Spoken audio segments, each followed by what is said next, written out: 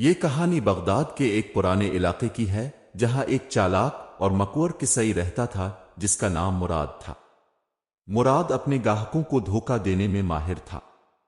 وہ گوشت میں پانی ملا کر وزن بڑھا دیتا، ناپ تول میں کمی کرتا اور ہر ممکنہ طریقے سے اپنی جیبیں بھرنے کے لیے ہیلے بہانے کرتا تھا۔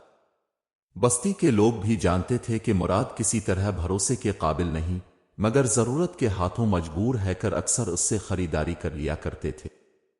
ایک دن مراد بستی سے کچھ فاصلے پر موجود ایک گھنے جنگل میں لکڑیاں کاٹنے گیا۔ جب وہ ایک بڑے درخت کے نیچے لکڑیاں اکٹھی کر رہا تھا، اس کی نظر زمین میں کسی چمکتی ہوئی چیز پر پڑی۔ تجسس کے عالم میں اس نے جھک کر دیکھا تو وہ ایک چھوٹی سی انگوٹھی تھی۔ انگوٹھی کی بناوٹ عجیب و غریب تھی اور اس پر کچھ پراسرار نشانات بنے ہوئے تھے۔ مراد نے انگوٹھی کو اٹھایا اور اپنے پاس رکھ لیا، مگر جیسے ہی اس نے انگوٹھی کو پہنا، اچانک اس کے سامنے ایک دیو قامت جن حاضر ہوا۔ جن نے احترامنا سر جھکایا اور بولا، اے میرے آقا، آپ نے مجھے آزاد کیا ہے، اب میں آپ کی ہر خواہش پوری کرنے کے لیے حاضر ہوں۔ آپ جو چاہیے حکم دے۔ مراد کا دل خوشی سے جھوم اٹھا۔ اس نے فوراً سوچا کہ یہ انگوٹھی اس کے لیے کتنی قیمتی ثابت ہو سکتی ہے۔ اس نے حکم دیا، مجھے دن دگنی اور رات چوگنی دولت چاہیے۔ جن نے فوراً تعمیل کی اور مراد کو بڑی مقدار میں سونا چاندی اور قیمتی زیورات ملنے لگے۔ مراد نے بستی میں واپس آ کر سب کو بتایا کہ اب وہ بہت مالدار ہو چکا ہے، مگر کسی کو انگوٹھی کے راز کے بارے میں نہ بتایا۔ اس نے اپنی دولت کا خوب چرچا کیا اور بستی والوں کو مزید چالاکی سے دھوکہ دینے لگا۔ اب وہ مہنگا ترین گوشت بیچتا اور لوگوں کو اپنی دولت کے بل بوتے پر مروب کرنے کی کوشش کرتا، مگر لوگوں کو حیرت تھی کہ مراد کو اچانک اتنی دولت کہاں سے مل گئی۔ ایک دن بستی کا ایک نیک دل آدمی جو ہمیشہ لوگوں کی مدد کرتا تھا، اس کے پاس آیا اور کہا، مراد بھائی، اتنی دولت پا کر تمہیں دوسروں کی مدد کرنی چاہیے۔ یہ دولت اللہ کا دیا ہوا انعام ہے۔ مگر مراد نے اس کی بات کو مذاق میں اڑا دیا اور مزید غرور و تکبر کا شکار ہو گیا۔ مراد کا غرور اور دولت کی حرص بڑھتی جا رہی تھی۔ اب تو اس نے بستی کے لوگوں سے بات تک کرنا چھوڑ دی تھی اور دن رات دولت اکٹھا کرنے میں مصروف ہو گیا تھا۔ اس کا ہر وقت کا حکم ہوتا، جن مجھے اور زیادہ سونا دے دو، مجھے اور بڑی حویلی چاہیے۔ جن ہر حکم پر سر جھکاتا اور اس کی خواہشات پوری کرتا رہا۔ ایک دن مراد کی نظر بستی کے بزرگ مولوی صاحب پر پڑی جو ہمیشہ غریبوں کی مدد کرتے اور لوگوں کو صبر، عاجزی اور قناعت کا سبق دیتے تھے۔ مولوی صاحب نے ایک دن مراد کو دیکھا اور شفقت بھری مسکراہٹ کے ساتھ کہا، بیٹا، یہ دولت اللہ کی امانت ہے، اسے غرور اور دکھاوے کے لیے مت استعمال کرو۔ انسان کو چاہیے کہ عاجزی اختیار کرے اور دوسروں کی مدد کرے۔ مراد کو یہ نصیحت بری لگی اور وہ تنزنہ بولا، مولوی صاحب، آپ کو کیا معلوم، یہ دولت میں نے اپنی چالاکی سے کمائی ہے، یہ سونے کی بارش صرف میرے نصیب میں ہے۔ مولوی صاحب نے اسے سمجھانے کی کوشش کی، مگر مراد کے دل میں غرور اس قدر بڑھ گیا تھا کہ اسے کسی کی بات سمجھ میں نہ آتی تھی۔ کچھ دن بعد مراد نے بستی کے قریب ایک بڑا محل بنوانے کا فیصلہ کیا۔ اس نے جن کو حکم دیا کہ ایک عالی شان محل بنا دیا جائے جس میں سونے چاندی کے کمرے ہوں، دیواروں پر قیمتی پتھر جڑے ہوں اور دروازے اتنے بلند ہوں کہ ہر شخص اس کی شان دیکھ کر حیران رہ جائے۔ جن نے ایک ہی رات میں محل تعمیر کر دیا اور مراد اس میں رہائش پذیر ہو گیا۔ اب اس کی چالاکی اور حرص اتنی بڑھ چکی تھی کہ اس نے بستی کے لوگوں سے زبردستی ٹیکس لینا شروع کر دیا۔ کوئی بیچارہ کسان ہو یا کسی غریب کا بیٹا، مراد انہیں بخشنے کو تیار نہ تھا۔ بستی والے مجبورنہ اس کے حکم کو ماننے لگے، لیکن اندر ہی اندر ہر شخص اس کی زیادتیوں سے پریشان تھا۔ بستی کا امن و سکون برباد ہو چکا تھا۔ مراد کو اب لگتا تھا کہ وہ اس دنیا کا سب سے طاقتور شخص ہے اور اسے کوئی نقصان نہیں پہنچا سکتا، لیکن اللہ کے نظام میں غرور کی کوئی جگہ نہیں اور قدرت کے فیصلے کسی کو نہیں چھوڑتے۔ مراد کے غرور اور بیجا دولت نے اس کے دل کو سخت کر دیا تھا۔ اب وہ ایک طاقتور بادشاہ کی طرح بستی والوں پر حکمرانی کرنے لگا۔ ایک روز اس نے اپنے محل کے دروازے پر بڑے بڑے پہرے بٹھا دیے اور بستی والوں پر یہ حکم صادر کر دیا کہ کوئی بھی اس کی اجازت کے بغیر اس کے محل کے اندر داخل نہ ہو سکے گا۔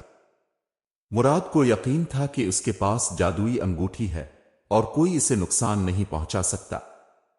ایک دن بستی میں ایک بزرگ درویش آئے جن کے چہرے پر سکون اور عاجزی نمایاں تھی۔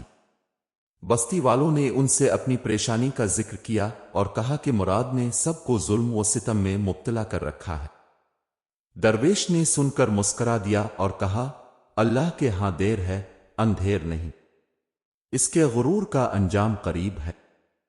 بزرگ درویش نے محل کا رخ کیا اور دروازے پر کھڑے پہرے داروں سے کہا کہ انہیں مراد سے ملنا ہے۔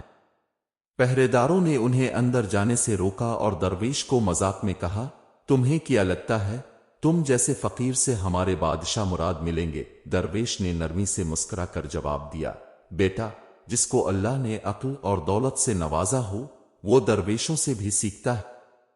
اتنے میں مراد کو اطلاع دی گئی کہ ایک درویش اس سے ملنا چاہتا ہے۔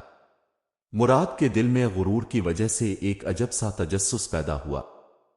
اس نے سوچا کہ درویش کو اندر بلا کر دیکھیں کہ کیا بات کرنا چاہتا ہے۔ جیسے ہی درویش اندر آئے، مراد نے انہیں طنزیہ انداز میں کہا، کیوں آئے ہو؟ کیا تمہیں بھی کچھ سنا چاہیے؟ درویش نے بڑے سکون سے جواب دیا، نہیں، مجھے دنیا کی دولت کی ضرورت نہیں، میں تو تمہیں یہ سمجھانے آیا ہوں کہ یہ دولت اور جادوئی انگوٹھی کسی دن تمہیں تباہی میں بھی مبتلا کر سکتی ہے۔ اللہ کا شکر کرو اور عاجزی اختیار کرو۔ مراد نے قہقہا لگایا اور بولا، میری تباہی؟ تمہیں کیا معلوم کہ میرے پاس ایسی طاقت ہے جو دنیا کو حیران کر دے؟ درویش نے دکھ سے اس کی طرف دیکھا اور کہا، دولت اور طاقت کے نشے میں انسان خود کو بھول جاتا ہے۔ میرا وقت ختم ہو گیا ہے، لیکن یاد رکھو، جس دن تمہاری طاقت ختم ہوگی تمہیں کوئی نہیں بچا سکے گا۔ یہ کہہ کر درویش نے محل سے رخصت لی اور مراد اس درویش کے الفاظ پر ہنس کر رہ گیا۔ لیکن اس رات جب وہ سویا تو اسے عجیب و غریب خواب آئے۔ خواب میں اس نے دیکھا کہ اس کی دولت خاک میں تبدیل ہو رہی ہے اور جادوئی انگوٹھی اس کے ہاتھ سے نکل کر کسی اندھیری وادی میں گم ہو رہی ہے۔ مراد پسینے میں شرابور بیدار ہوا اور خود کو تسلی دی کہ یہ محض ایک خواب تھا، لیکن دل میں بے چینی پیدا ہو چکی تھی۔ اس کی روح میں خوف کا بیج بو دیا گیا تھا۔ مراد کے دل میں خوف نے اپنا گھر کر لیا تھا، مگر ظاہری طور پر وہ اپنے غرور کو برقرار رکھے ہوئے تھا۔ چند دنوں بعد ایک رات جب وہ گہری نیند میں تھا، ایک عجیب واقعہ پیش آیا۔ مراد نے محسوس کیا کہ کوئی اس کے ہاتھ سے انگوٹھی کھینچ رہا ہے۔ اس نے نیند میں بیدار ہو کر انگوٹھی کو پکڑنا چاہا، مگر اس کے ہاتھ سے انگوٹھی نکل کر زمین پر گر گئی اور کسی غیبی طاقت نے اسے باہر کی طرف گھسیٹ لیا۔ مراد نے تیزی سے اٹھ کر کمرے کی روشنی جلا دی اور ادھر ادھر دیکھا، مگر انگوٹھی کا کہیں پتہ نہ تھا۔ یہ دیکھ کر اس کا دل ڈوبنے لگا اور اس کی سمجھ میں نہیں آ رہا تھا کہ یہ کیا ہوا ہے۔ صبح ہوتے ہی اس نے محل کے سارے خادموں کو جمع کر کے انگوٹھی ڈھونڈنے کا حکم دیا، مگر سارا دن گزر گیا اور انگوٹھی کا کوئی نشان نہ ملا۔ اس نقصان نے مراد کے دل کو ہلا دیا تھا۔ اسے لگتا تھا کہ اس کے پاس اب نہ وہ طاقت رہی ہے اور نہ ہی وہ جادوئی اثر۔ اس کی دولت اور شان و شوکت اب بوجھ بننے لگی تھی اور ہر لمحہ اس پر یہ خوف طاری رہنے لگا کہ اس کا اقتدار اور اختیار اب زیادہ دیر قائم نہیں رہ سکتا۔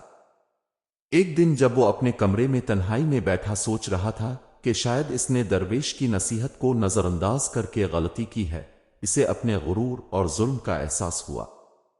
اسے یاد آیا کہ وہ ایک عام قصائی تھا جسے اللہ نے دولت عطا کی تھی، مگر اس نے اس انعام کو غلط استعمال کیا اور بستی والوں پر ظلم کیا۔ اب مراد نے فیصلہ کیا کہ وہ اپنی زندگی کو تبدیل کرے گا اور بستی والوں سے معافی مانگے گا۔ اگلے دن مراد نے محل کے دروازے کھولے اور بستی والوں کو جمع کر کے اپنی تمام غلطیوں کا اعتراف کیا۔